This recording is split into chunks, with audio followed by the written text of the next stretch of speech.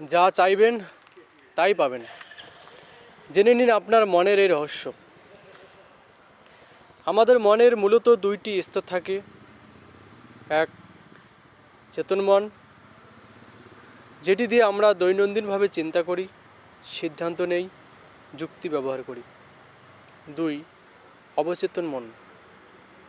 এটি হলো মনের ভিতরে থাকা অদৃশ্য ভাণ্ডার, যেখানে আমাদের স্মৃতি, অভ্যাস, বিশ্বাস, ভয়, আবেগ, অভিজ্ঞতা জমা থাকে। চেতন মন অনেক সীমিত, কিন্তু অবচেতন মন অসীম শক্তিশালী।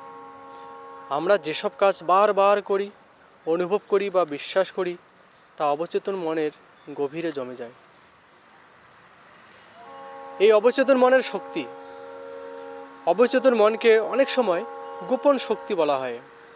এর কিছু বিশেষ ক্ষমতা হলো: 1 নম্বর, অভ্যাস তৈরি ও পরিবর্তন। যে কোনো অভ্যাস সবই অবচেতন মনে গেঁথে থাকে।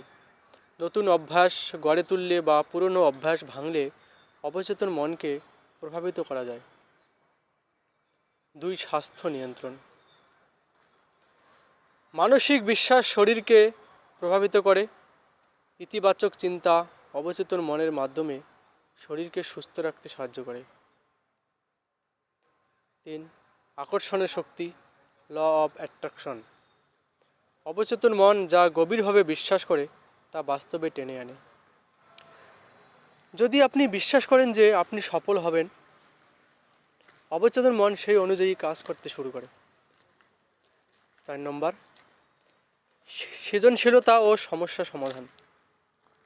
অনেক সময় ঘুমের মধ্যে বা হঠাৎ করে মাথায় সমাধান আসে, এটি অবচেতন মনের অবদান। 5, স্মৃতিশক্তি ও শেখা। শৈশব থেকে এখন পর্যন্ত অসংখ্য অভিজ্ঞতা অবচেতন মনে জমা থাকে। প্রয়োজনে এগুলো ব্যবহার করে আমরা সিদ্ধান্ত নিই। অবচেতন মনকে কাজে লাগানোর উপায়: ইতিবাচক চিন্তা ও অ্যাফার্মেশন।